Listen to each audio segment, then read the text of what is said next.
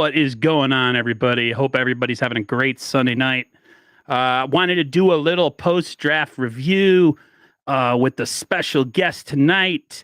A lot of you who watch my channel know who he is. A man who needs no introduction, but he'll introduce himself, though. The one, the only, Jay in the Bay. Faithful Niner Empire. What's good? You know who it is. It's your boy, Jay in the Bay. Pleasure to be on with you tonight, First Takes, man. All right. Sunday night, talking about football, the 49ers. What could be better, man? Absolutely, man. It was a crazy weekend. I tried to stay up and watch the whole draft, but I think I fell asleep somewhere in the 6th round. I didn't sleep well Saturday. I wanted to not miss the middle rounds. We were actually getting no, not the middle rounds, the late rounds, because we were going to have some action. And I got to about the 6th round, and I could hear it in the background, but I was dozing off a little bit. But I turned it back on and got a summary of what happened in the last couple picks. Niners were quite active, bro. We were active draft day, and we were active after the draft with the UDFAs, undrafted free agents that we went after. But I figure we just get right into it. The Niners didn't have a pick, of course, Thursday night because of the Trey Lance trade and all that great stuff. So the Niners went at pick 61 in the 2nd round, and they drafted Drake Jackson, edge from USC. The news on him is that he's got a lot of bend. He's got a lot of high end ability, plenty of strength to get around the edge. Like we talked off stream, he has a little bit of an ability to play a base 4-3 end. I guess if he can gain some weight, they can use him in either spot. In pretty much what a lot of people are saying, some people are saying he's a replacement for D Ford. Other people are saying, pump the brakes, not so fast. He's more maybe of a base defensive end. What was your thought on the pick of Drake Jackson? I wanted edge at 61, and that's what we got.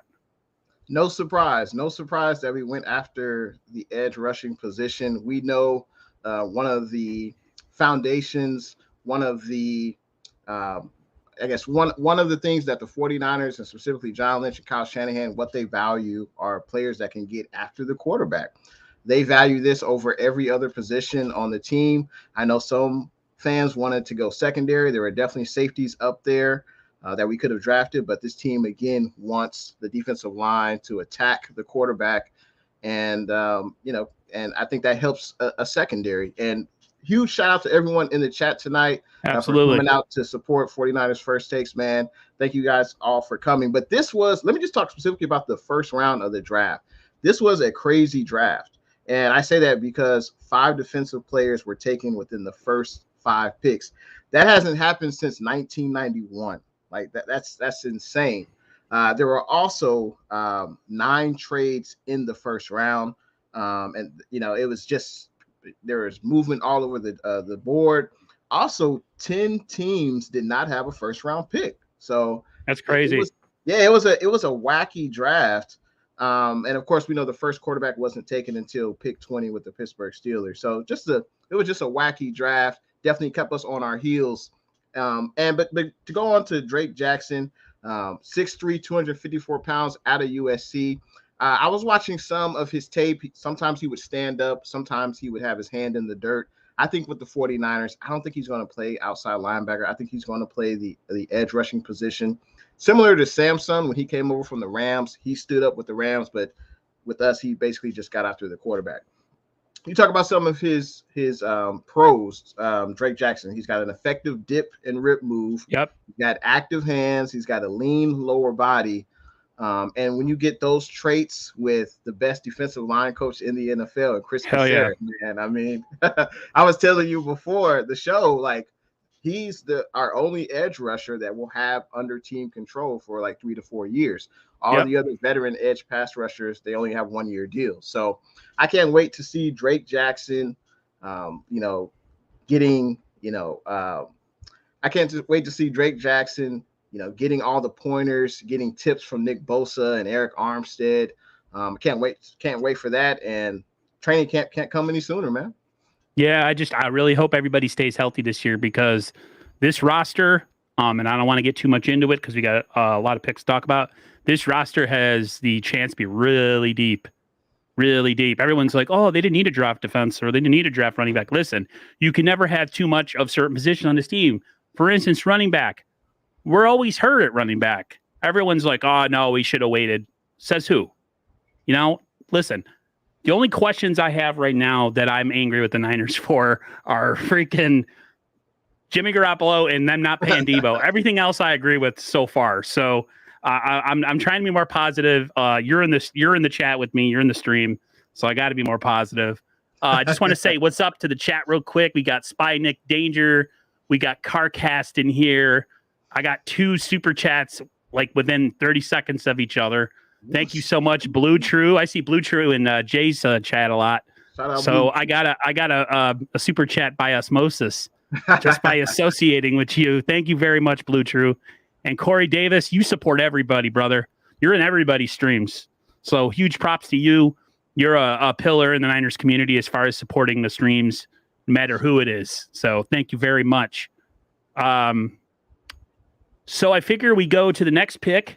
The next pick was he was a running back. A lot of people had an issue with this pick. I kind of did it first, but then I started thinking about it, and I realized that the Niners might have a reason for doing it.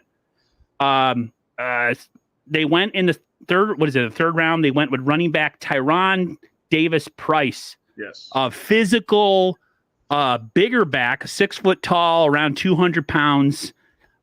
He has speed, but he's definitely a bruiser, a one cut and go bruiser. And I was watching some of his highlights. Like the Niners pretty much thought they were getting that with Trey Sermon last year, but for some reason, we don't know the reason. Trey Sermon didn't work out last year, and who knows if he makes the team. I think he will just because of his draft, how high he went last year. But they asked Kyle in the post, I think it was the first day where we had the 3 picks.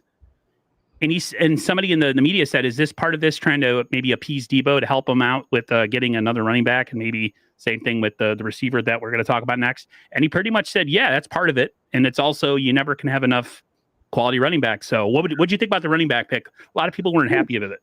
Pick 93 overall in the 3rd round. I was not expecting the 49ers to pick a running back. There were definitely running backs that were taken later. Like, let's say in the 5th round, you still have Jerome Ford. You had Ty Chandler. You had Kyron Williams. You had those running backs available. They were drafted in the 5th round. I definitely think this was a reach pick. Huge shout out to everyone in the chat. Appreciate the kind words. But I think it was definitely a reach. I think not the only, but one thing I thought of when they selected a running back was, okay, they're doing this to appease Debo. And hey, you want to make sure your best offensive player comes in with a ready to work mindset in training camp. You don't want him to worry about the contract. You don't want any bad vibes in the locker room. I get it. TDP, he is 6 foot. He weighed 211 pounds at the combine. So he's a big back. He's a physical back. Doesn't shy away from contact. Love it. They say the scouts say that he has a good combination of size, agility, and speed. I didn't see. I mean, he's not like Brian Westbrook. He's not going to shake you. He's not going to do anything of that. He's basically just a downhill runner. So I definitely like that. And like you said, man, we can't have two. On the 49ers offense with Kyle Shanahan, you could never have too many running backs because every running back last year got hurt. So I think it was a reach pick. But I think TDP can be productive in this offense, and we got a ton of UDFAs. So, I think it'll work out in the end. I really think Michael Hasty's days are numbered on this team personally. Yeah. Just by numbers and by, there's only so many spots you can have, and you got to have him. He's good, but he's injured a lot. I don't know. I'm not a big Michael Hasty fan. I was kind of at first, like a lot of people were. But the bloom is off the rose on that. So Niners go right from that to another pick in the 3rd round. At pick 105, they picked wide receiver Danny Gray from SMU, a speedster, differing sizes. Some people say he's 5'11". Some people say he's 6'2", 6'1". I don't know how tall he is. He's a skinnier guy. runs a 4.33 40. On tape, he's fast. He's fast with the ball. He's fast without the ball. He's able to, make space and get open. The Niners haven't had a true downfield speedster, and I'm not going to say Marquise Goodwin because he was either hurt or he had some personal issues. No hate on him. But since Ted Ginn, and we got the quarterback now. I'm not trying to bash Jimmy. Just saying we got a quarterback now that can actually take advantage of said deep threat. And what that does is that opens up a lot of stuff underneath. So I was really pumped about this pick. A lot of people had him on their draft boards, a lot of the mock drafts. So I know my boy Bashar, I don't know if he's in the chat or not, from 49er Minded. He was very excited. What was your thought on Danny Gray at pick 105? I was very excited. It was about time that we got a receiver, who could stretch the defense, a receiver who would strike fear in the defense. You're not going to be able to just put, 9-10 guys in the box anymore. You're going to have to. What's good? Got Peo time in the chat. What's up, buddy? Yeah, what's good, man? We finally have a receiver who can stretch the defense. The defenses, with Jimmy under center, all they have to do is really cover, from the line of scrimmage to maybe 10 or 15 yards. With this speedster that you just said, ran a 4.33 in the 40, which was really fast. It's really fast. Really fast. But there was actually a guy who ran 4.26. But there's no doubt. Mr. Danny Gray from SMU definitely brings a lot of speed to this offense. I think he will definitely give a deep threat to Trey Lance, and I think it will open up this offense. We can strike down the middle. We can strike short. We can strike deep.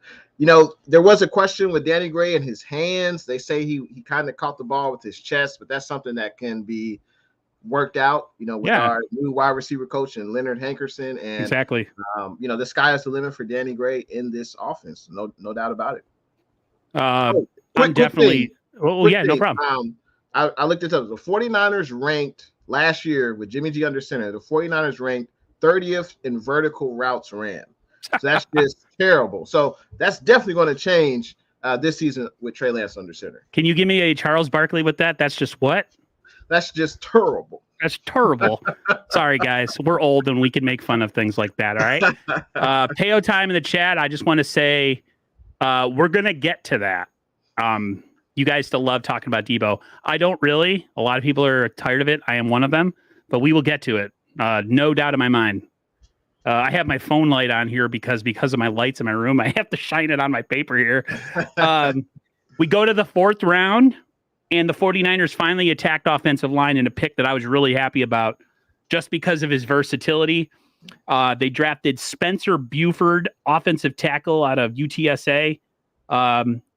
He can play both tackle positions, they said, and both guard positions. And he's got really long arms, which is great. 6'4", 304 pounds, and he has 35-inch arms. For an offensive lineman, for punch, when you initiate blocks, I was telling my brother yesterday, I said, with offensive linemen, you don't want short arms. You want long arms. Right. Because if you have short arms, guys can get on you and you can't do anything. So, they said that he has the ability to play guard. I think the only position he doesn't play is center.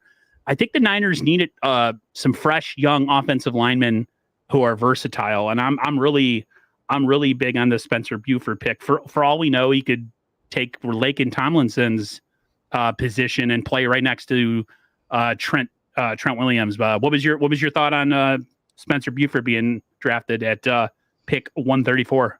I think it was a much needed move. I think competition brings the best out in athletes and just everyday people at their place of work. And I think with this selection, and we also have another offensive lineman selection, we got a few UDFAs. Yep. There's going to be a lot of competition in training camp. Aaron Banks, I know he may be. I don't even think he's considered the favorite to land the job. And I think if he is, I forgot about him talking about Buford. Yeah, I mean, and if he is, it's only because he was drafted in the 2nd round, and you kind of have to have him start.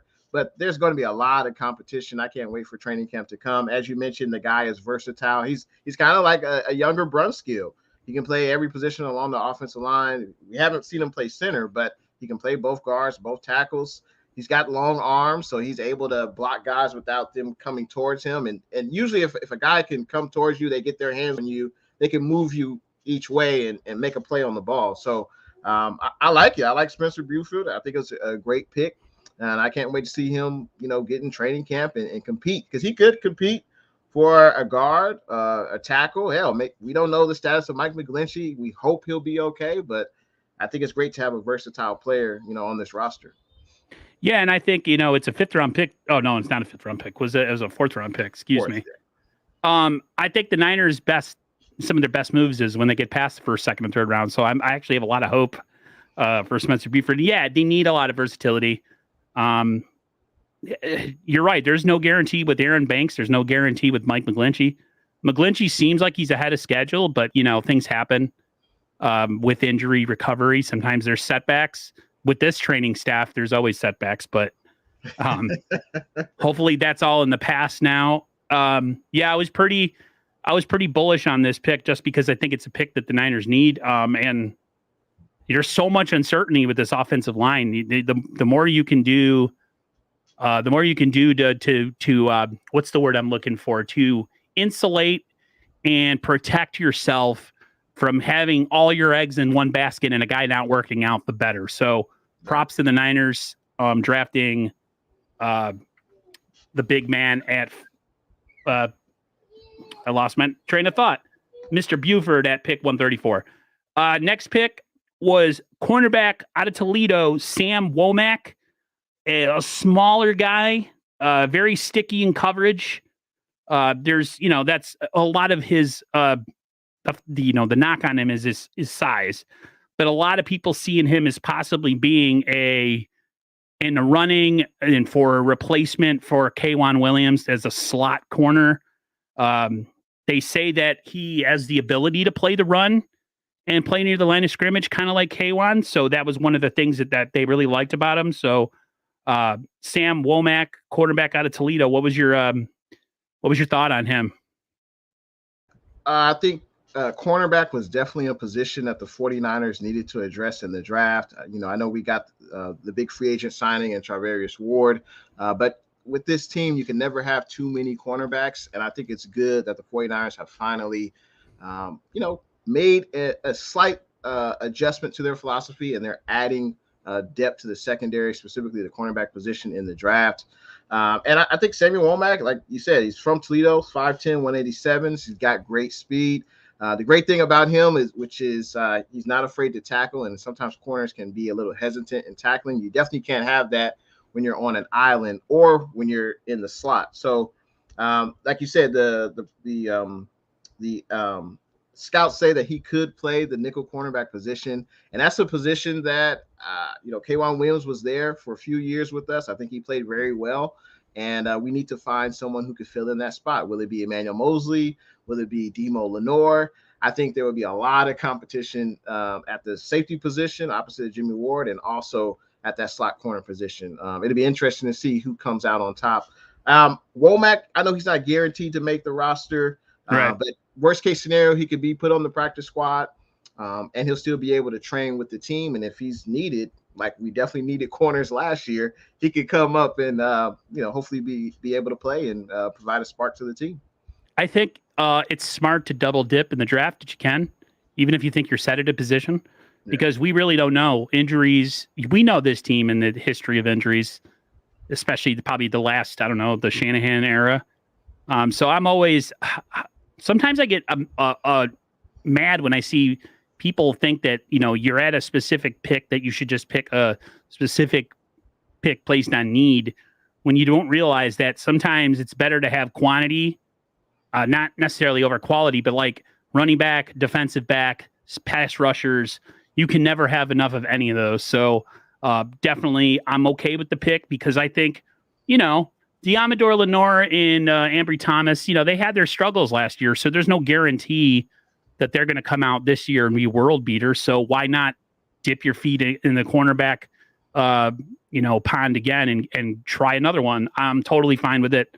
I had pretty much no problem with this draft other than the running back pick that we talked about earlier. But again, we say this now that we're good, and then we get to training camp or the season, and it's week 2, and we have one guy left, and we have to go to the free agent route. It's like, that's what happened last year. So Right. I'm just going to reserve judgment on any of that. And that's why I like that we double dipped in getting corners in this draft. I don't think the faithful want to see another, Josh Norman sighting. So, yeah, we don't want to see Josh Norman. We don't want to see Dante Johnson. We don't want to see freaking who was that dude that got stiff arm last year? I can't think of his name right now. That Kirkpatrick? Kirkpatrick, yeah. Kirkpatrick. Yeah, we don't want to see that. Dante Johnson, I'll give him a little bit of slack because he seems like the Energizer Bunny as far as like he's always around the Niners facility. He just keeps on going and going. And even he could play multiple positions. He played safety of the corner. Yeah, he was doing it all. Yeah. Brian Culp, you said it best. If you guys can, hit that like button down below. Hit that subscribe if you like what you're seeing. I got Jay and the Bays stuff all in my bio. His Twitter, his YouTube, his Instagram. I think I have his Facebook in there too. So don't be a stranger. Go check Jay and the Bay out. Great content creator, positive, energetic, interactive with the fans. One of my best friends on YouTube for sure that I appreciate it. I can call a friend. I asked him one day, am I okay calling you a friend? Because I think you're a really good dude. He's like, yeah, it's okay. So I'm cool with that. So we go from cornerback. We double dipped again in the offensive tackle department with Nick Zakelage. I can't say his last name, guys. It's really weird. Zakelage out of Fordham. He's just there to, the Niners picked their offensive tackle to bolster their offensive line depth.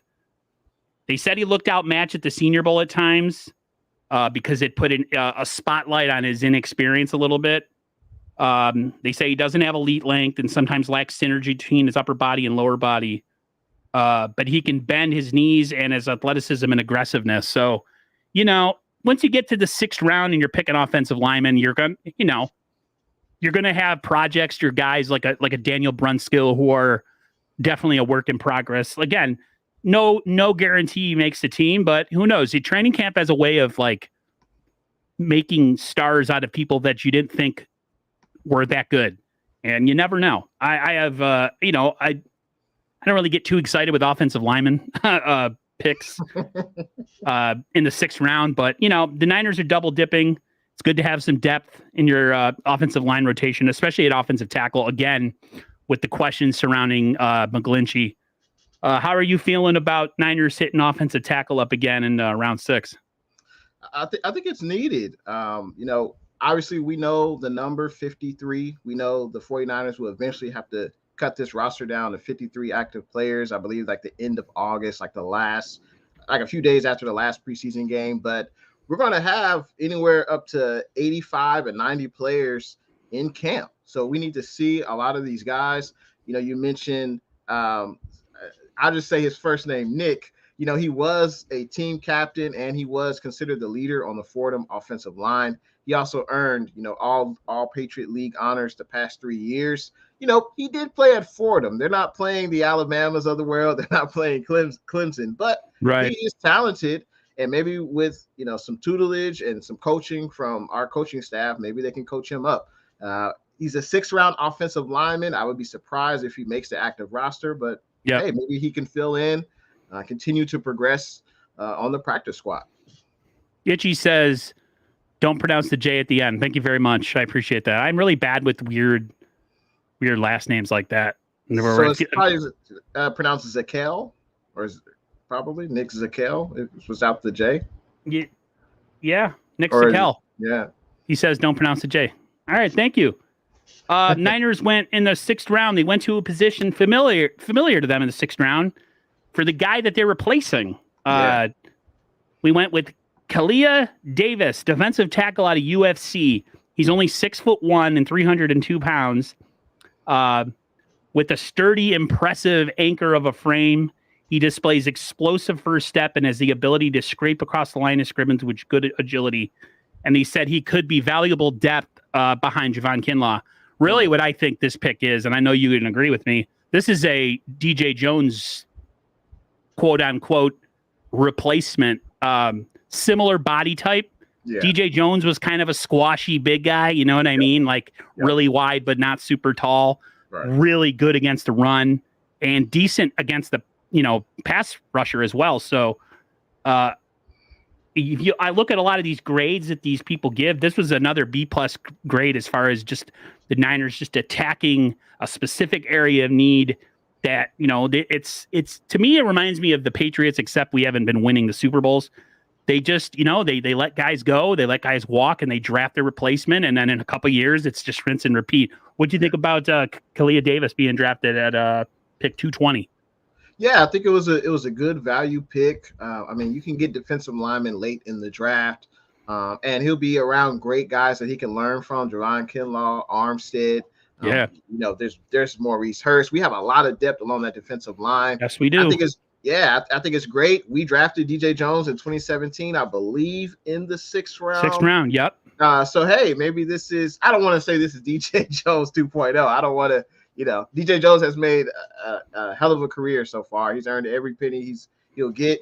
I'm happy that he got his money. Just sucks it was in Denver. But DJ Jones made the most out of his opportunities. Maybe this young man can.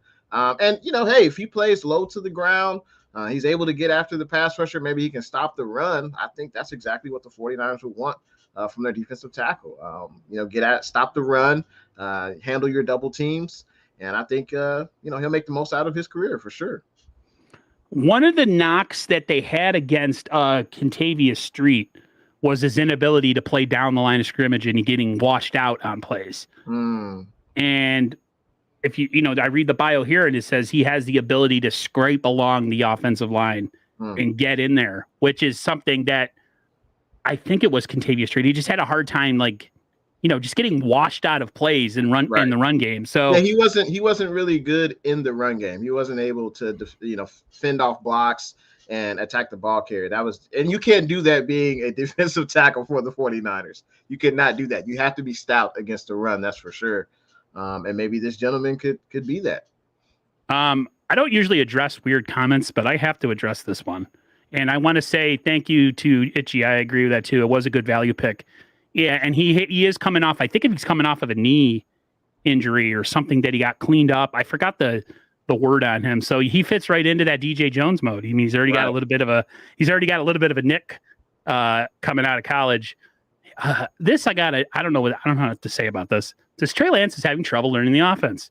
He waits on a route instead of checking the checkdowns. Plus, he's letting his girl run the show with him. I'm worried. What does that even mean? What does that mean? His girl run the show with him? I don't know. I don't really like addressing stuff like this, but it was just so out there that I'm just like, That's one more doubter to prove wrong. Borat said, good stuff. Said if it's a weird comment, it's probably a Jimmy G fan. I'm not going to go there, but yeah, I'm not attacking you, Theotis. I don't know. I don't know how to think about that one. That's out there, man. That's definitely out there. Me and Jay are old. It's almost our bedtime. So we have a hard time understanding stuff like that once it gets to this point in the evening. Niners go cornerback again in the 6th round. Tarek Castro Fields, cornerback out of Penn State. He's what does it say? UCF. So that would be University of Central Florida. Castro Fields. It looks like he went to Penn State. Oh no, I have the wrong guy here. Hold on. Okay. Wait, what the heck? Oh no, I was reading something else. Yeah. Okay. He went to Penn State. You were right. Yeah. They said they view him as a day three pick. He's got a little bit of an issue with tracking the ball and a little bit of an issue processing. But he's got flashes of good technique, and he's an explosive athlete with size to drape smaller players. Like I said, once you get to this part, this very well at this point, there's special teams needs. You see a corner that's drafted in the 6th round, chances of making a roster at that point at corner slim. But I'm always like I said, I'm always good with throwing bodies at a certain position, and he has the athleticism and the size. He's raw and he lacks technique. So let's see what the Niners coaches can do when they get a hold of him. See if they can make chicken salad out of chicken, and get something out of this kid. But I don't knock any player that gets drafted in the NFL because I'm old and out of shape, and I could never be an athlete. So props to people, even if it's a 6-round corner, that might be a special teamer for the rest of his career. But yeah, what was your thought on this? Just another good depth signing or a special team signing? What was your thoughts?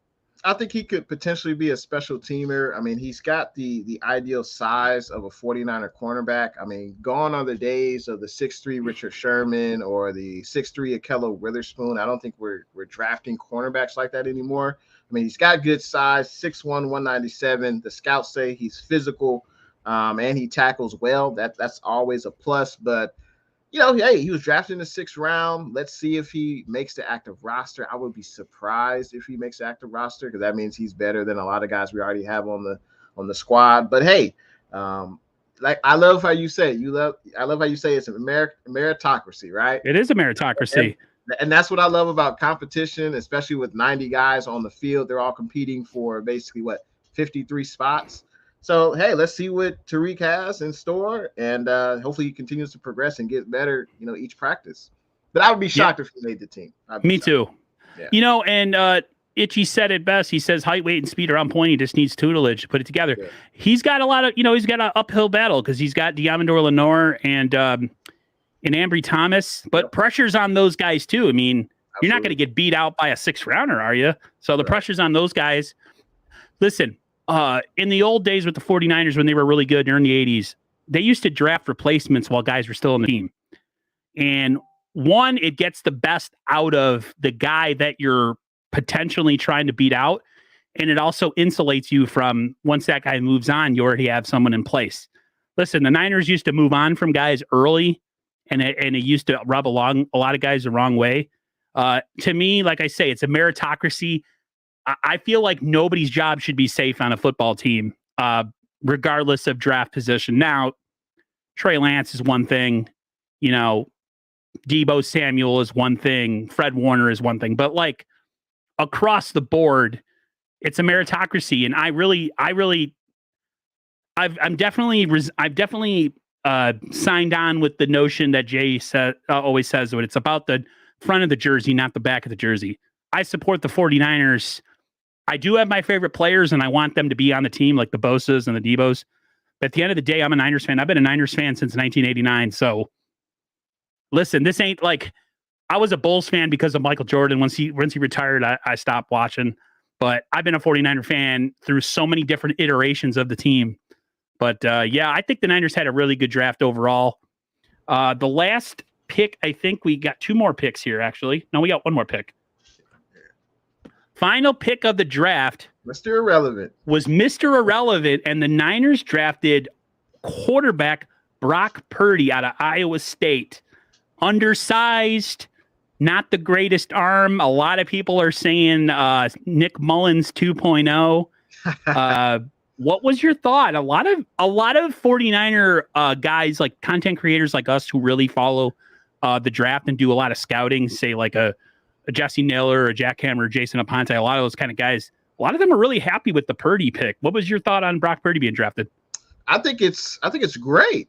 You bring in a quarterback, and hopefully this means this is the official ending of Jimmy G being on the 49ers. There's you no hope way so. in hell. Yeah, no, there's no way in hell Shanahan keeps 4 quarterbacks on the roster. And he had a very successful career in college. Brock Purdy did. He started 46 games to end his career. He owns virtually all of the passing records at Iowa State. He was only one of 6 players in Big 12 history with over 10,000 passing yards and 1,000 rushing yards. That tells me he's mobile. And who doesn't love a mobile quarterback who can throw the ball? So they also say he's accurate as well, but he is undersized. He's 6'1", 212. You don't see a ton of quarterbacks that size who have tremendous success in the NFL. Of course, some people say Drew Brees, but he's a Hall of Famer, right? Yeah, but, we got to stop doing these comparisons. Like, oh, he's like if an actor goes to play, wants to play Lex Luthor. Oh, and it's a bald actor. He would be a perfect actor for Lex Luthor. Right. Why? Because he's bald? Like, you can't just automatically say, well, he's short. But Drew Brees was short. Listen, dime a dozen these guys are. Dime a dozen. I love what David McNew said. He said he will be a good scout team quarterback. Yeah, I heard he's athletic. Right. He can move around a little bit, which is nice. We got to face off against Kyler Murray. Yep. We got to face off against Russell Wilson. We play him in the AFC West this year. We got to face Pat Mahomes this year. So yeah, I mean, we're definitely going to need that. It's going to be great for the defense to see that player, all week on the scout team. That's for sure. Definitely. I wanted to touch a little bit. I didn't really study too much into it, but David McNew made a good point of talking about the UDFA market. The Niners actually, they have there's more guys that have been signed so far, but the list that I got from yesterday was center Donovan West, who a lot of people picked to go in the third round possibly, and was undrafted. Offensive lineman Jason Poe, which a lot of people are saying could be the Niners' future center for 10 years. I asked around why he went undrafted, and a lot of people are saying he's pretty undersized for interior offensive lineman, but that has never stopped other players in the past from, figuring out a way to overcome deficiencies in size and whatever. So I'm totally for that. There was another name out there. It was a wide receiver, Tay Martin, bigger guy, 6'3", decent speed. I don't really know much about him. I definitely have to. I could probably do a whole stream on our UDFAs. And then safety Leon O'Neal Jr. has definitely some ball hawking, playmaking ability. I would love to know why exactly he fell out of the draft. If anybody in the comments has a little bit of information on that, I'm not sure.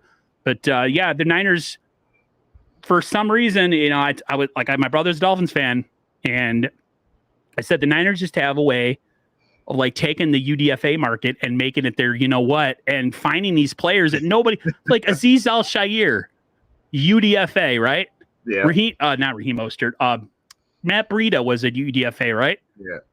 So to me, just because you're an undrafted free agent doesn't mean you can't play football. So I'm definitely, the Niners, I think they're up to 88 or 89 players. I think they have 2 roster spots left. Yeah. So a lot of people are saying, well, that's because they're spending all their money. They're spending their last roster spot on freaking the safety who played on the Chiefs, Tyron Matthew. And I'm like, it's not happening. It's not happening, guys. Let it go. It's a pipe dream. I wish. That would be awesome. That would be like a move that could take us over the top, but that's neither here or there, and it's a discussion for a different day. And then I guess we could transition from that to the talk that everybody's talking about, Debo Samuel. Debo. How much news has changed? How much news, have we seen in the last week or so where every day it's something different? He puts out a T-shirt, then people say the T-shirt's from a week ago or a month ago or a year ago. Then he, he posts a video and then he deletes it and he says that it was misinterpreted. What is your thought on the Debo Samuel situation? And do you think the Niners eventually will get him and re-sign him? Yes, I think the 49ers will eventually re-sign Debo Samuel. I think if we would have, I feel like that's the best news of the draft is that Debo Samuel is still a San Francisco 49er. He still has 1 year left on his contract. I keep telling my dad that, Debo has no leverage. And, me and my dad argue about football all the time. But, man, I just feel like, this is the new era. Debo was in Vegas, I think, for the draft, and he was taking pictures with 49er fans and saying, yeah, I'm a 49er. I think he said something, I'm paraphrasing, but he said, hey, I'm going to be with the Niners for a long time. I love the faithful. So I don't think he's going anywhere. And I think the trade A.J. Brown to Philly, I think that brought some clarity, at least for me, to the Debo Samuel situation. Hey, A.J. Brown got 4 years, $100 million, $57 million guaranteed. I think Debo Samuel should get somewhere around that. And I think that would be fair. I think if you look at their statistically, I think A.J. Brown has been more consistent. But there's no doubt A.J. Brown didn't have a season like Debo Samuel last year. And Debo did have a solid rookie season. So I'm trying not to take the bait and worry about Debo. Like let me know when Debo gets traded or he gets re-signed. Everything else, I try not to worry about. But I think everything will work itself out. There's no doubt that Debo is a value player. He best offensive player last year. He was a driving force to getting us to the playoffs and having a deep playoff run. I don't think it makes any sense. I think the best time for the 49ers to trade Debo would have been the first round. Yeah. I think that's when we would have been able to get the most draft capital or the most compensation. But I just don't think we'll get that now. And it doesn't make sense. It really makes no sense for the 49ers to trade him when he has 1 year left in his contract. They really own the rights to him right now. Right. And if he sits out, he loses an accrued year, which means it'd be starting over. So it's really of no. And if he sits out, he doesn't get paid. Right. So and you want to not get paid and go ahead. This year he's scheduled to make, I think it's like $4.89 million, and that's the most he would have made in a single year in his entire career. Right. So there's no way he's going to sit out, miss out on that money. Now I know I've seen Debo all over doing, infomercials and ads. I didn't even know Debo Samuel, invested in crypto, but on his IG, he's investing in crypto. He's making money. I ain't mad at him, but there's no way he's going to sit out and miss out on $5 million because that doesn't help. That doesn't help him by sitting out. It really doesn't. He would be in the same position the following year. And hell, we could franchise tag Debo in the next 2 years, which I don't think we should do. But hey, Debo said, hey, this is a business, and the 49ers can do the same thing. This is a business, so this is how we're going to take care of it. But I think both sides will come together. We know George Kittle and Fred Warner didn't get their deal until like August, and I think that's going to happen again. Debo will probably get a deal at the latest in August. Yeah, OBJ, 49ers throwback. I'm sorry that I missed your super. I apologize. I saw that down at the bottom. So thank you for reminding me. I'm getting old. I miss things. OBJ messing with Debo and Trey Lance replied back, yeah. What is going on with OBJ right now? Is he I shouldn't make a joke out of this, but is he dealing with some CTE or something? Like, what is going on right now, bro? I think OBJ loves attention, and I think that's what all this comes about. He just likes to stir the pot. Likes to stir the pot. And people fell for the bait. Yeah, eventually Debo's going to have to come out and say something if he really has a strong feeling one way or the other about what he wants to have happen. You can come out and just say, listen, I don't want to play for the 49ers anymore. Or you can come out and say, nothing that's in the media right now it's all speculation. It's all headline grabbing. It's all for clicks, which he's right. Debo could put an end to a lot of this just by speaking up. But I don't know, the way that John Lynch and Kyle Shanahan looked post-draft, they look pretty happy. I don't sense that they're worried too much, at least right now, about Debo Samuel and this stuff. So I'm a worrier and I'm kind of a negative Nancy, but I kind of felt pretty good. I'm not saying that I'm happy and that he still couldn't be moved. I look at it like this, Jay. Everybody's like, oh, if he moved this guy, we can get this many picks and we could trade it and we get this pick. Listen, all that speculation about moving guys and getting picks, there's no guarantee that those picks are going to turn into anything. Yeah. When you have great players like Larry Krueger says, you don't trade away great players. You find a way to keep them because you just can't give players away. How do you get better by moving talent off your team? It just doesn't make any sense. Yeah, That's why when everybody speculates with, the draft picks, it's like, I hate hearing it. I understand. I get excited too. And then I think about it, and other people who aren't even Niners fans are like, oh, you guys would be stupid to get rid of Debo. Like, He's so good. So what are your thoughts on that? Do you think the Niners are better off without Debo if they get a bunch of picks? Or do you think it's better in their bench? Do you think it's in their best interest to keep him and finding a way to pay him? It's absolutely in their best interest to pay him. The only way I think Debo gets traded is if he says, I'm never playing for the 49ers again. You need to trade me or I'm going to sit out. And I think the 49ers would have to call his bluff on that. But I think that's the only way Debo will get traded. I think they will work it out. The 49ers drafted Debo. They scouted him. They developed him. I'm sure Shanahan and Lynch, or at least Shanahan feels, well, hey, I'm a big part in your success. Not one player really makes my offense. I create the scheme. I don't even know. I know people say you won't find another Debo. I don't think we need another Debo as far as like running the ball. I mean, let's be real. He was able to get that opportunity because Raheem Mostert was hurt, Elijah Mitchell was hurt, Trey Sermon was hurt, Jeff Wilson Jr. was hurt. We had no one else. We had to use Debo, and he was exceptional in that role in running the ball. As a receiver, there's no doubt he was on pace, I know, to have one of the greatest receiving seasons that a receiver has ever had. But I think what makes Debo most valuable is when he gets in the backfield. And I think the 49ers, if our backs are healthy, I think we can have similar success to Debo. But there's no doubt. I think Debo should stay with the Niners. I think they will come to an agreement, because I just don't think it, and you mentioned Lynch and Shanahan were happy in the post press conference because Debo's got 1 year left on his deal. I don't think they're worried that much. Yeah, they don't have to do anything. He ain't gonna get paid if he sits out. So right. You can sit out if you want, but you're not getting any money. Right. And you lose an occurred season, which means when you come back next year, it's like the same year all over again. So why would you do that? They're sitting pretty, and I think they're going to ride it out. Does Debo deserve another contract extension this offseason? Absolutely. Yeah. Have to do that? No. Have to do that. They could technically wait another year. There's a lot of people that say Debo is, not a true receiver. He's not on the level of A.J. Brown. He's not on the level of Devontae Adams or others. And I agree. He's definitely a rung below, but he brings a different skill set. He's so tough, so hard to take down. He plays with his, quote unquote, his ass on fire. And I love him for that. My issue with him, it's not really an issue. My worry with him and guys that play like him and like Kittle is they have short careers because they initiate and love contact. Right. And I can understand if the Niners are a little bit weary of giving him a huge bag, knowing his injury history. So I hate to sound like the owner who is just completely clueless and doesn't have any connection with his players, and it's all about the team, and money. But I understand all sides of the argument. I think that's what happens when you get older.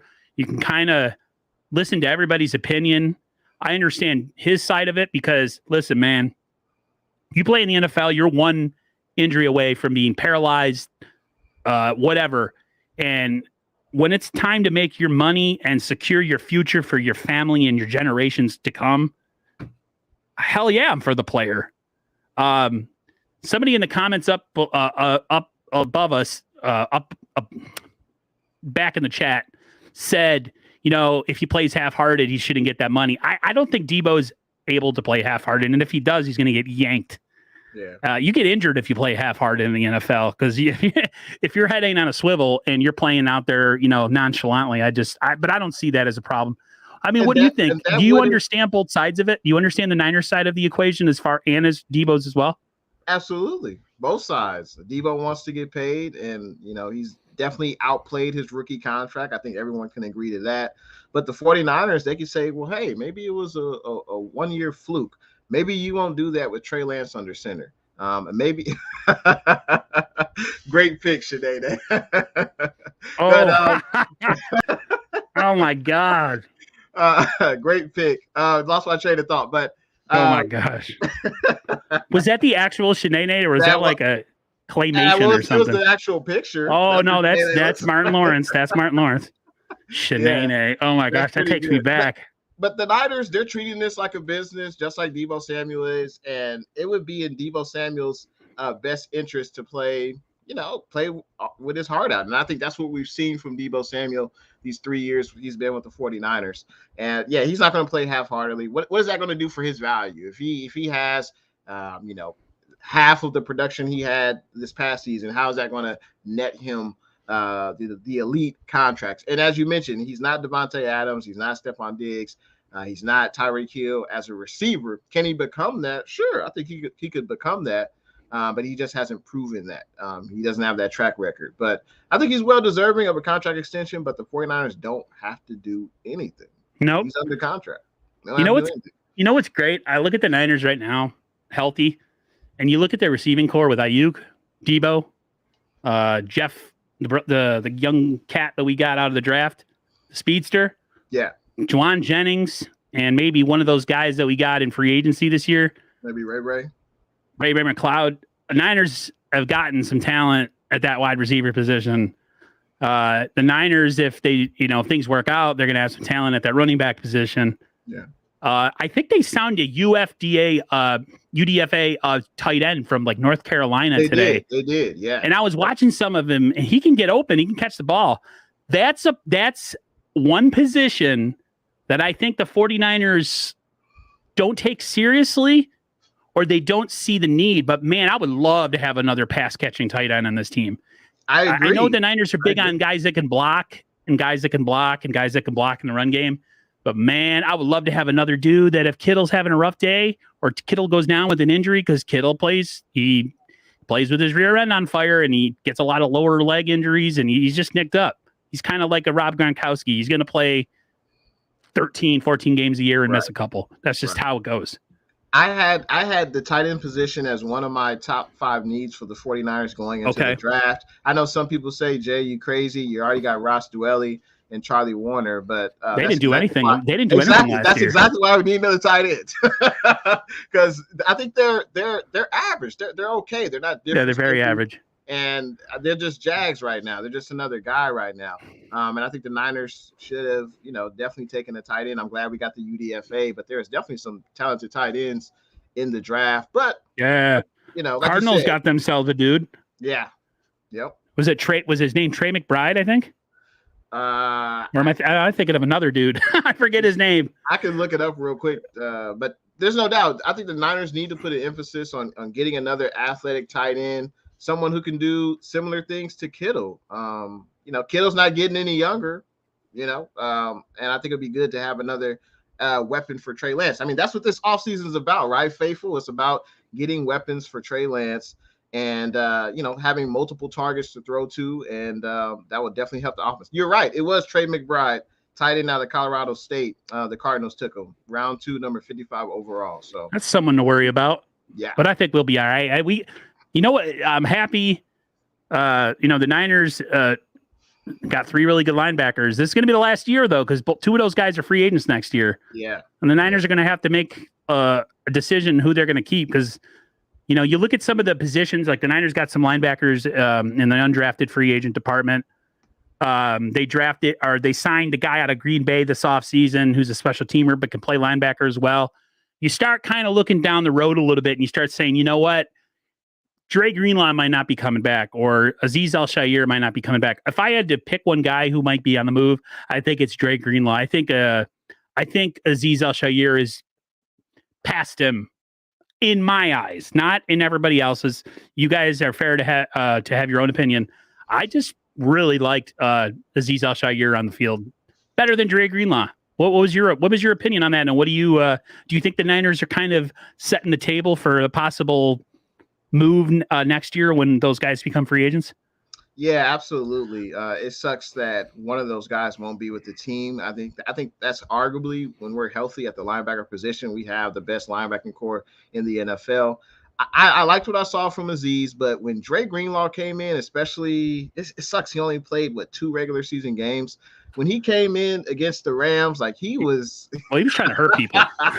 Yeah, he was trying to injure somebody after the whistle. Yeah, but he just brought. He hadn't been playing all season, bro. He was like. Right. He let it loose. And I think Azeez plays with similar passion. There's no doubt.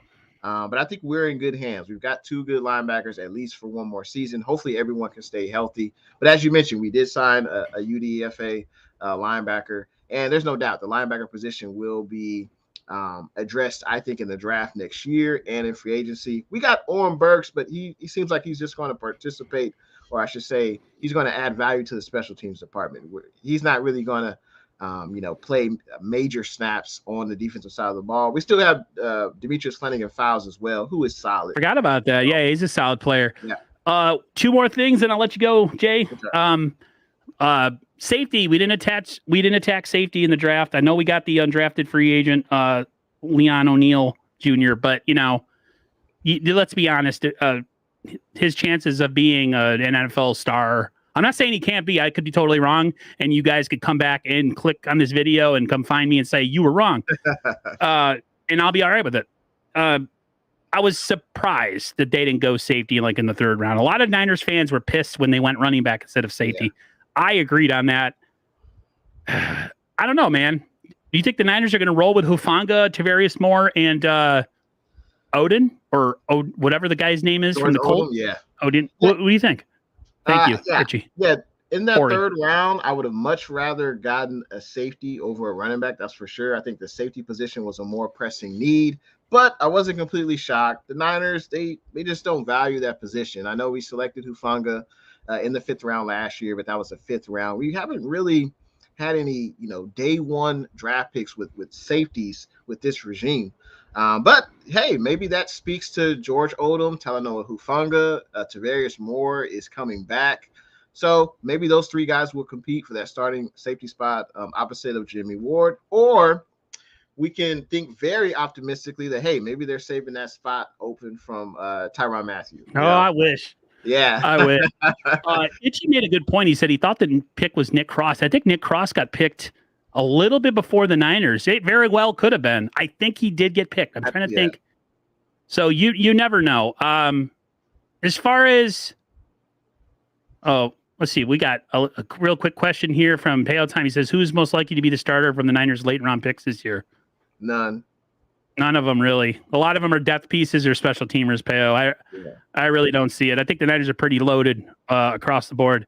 One more question I got for you, and then I'll let you go. Jimmy Garoppolo, still on the team. What in the hell is going on?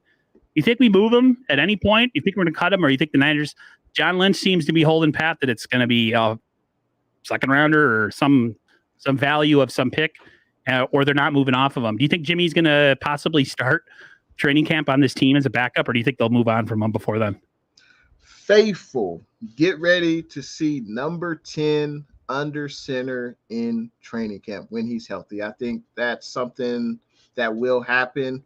Will he be on the active roster, the active 53-man roster? I don't think so. I think there's like a 99% chance, no way in hell he'll be on the active roster. The Niners are not going to pay $25 million for a backup quarterback.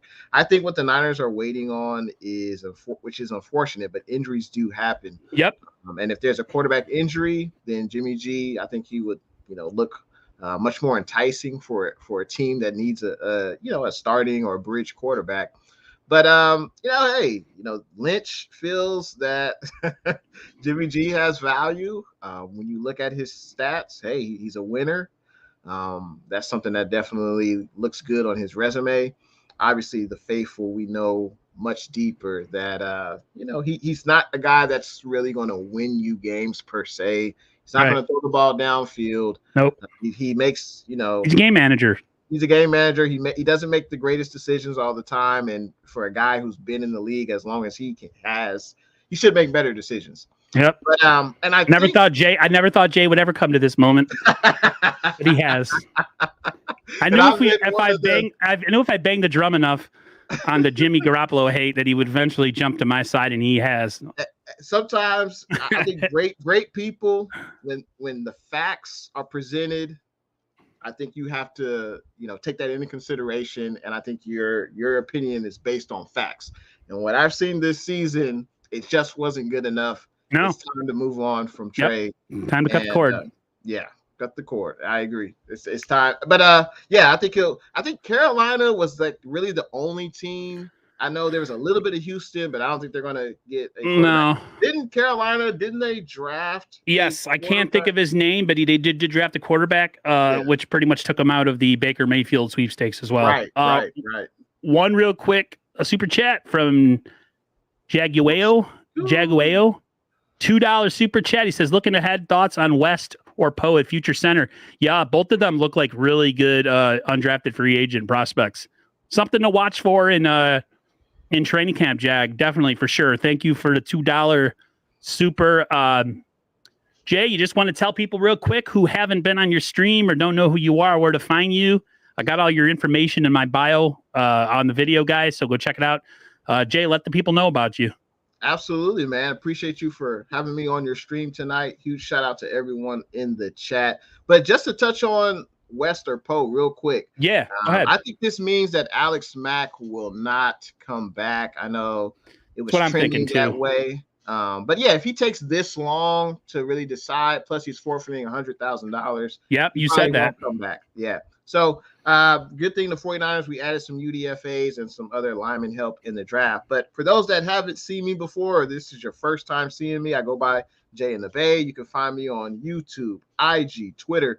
All the links are in the description of the video. And I just talk about everything you see at 49ers, latest news, live streams, post-game, pre-game, all that good stuff.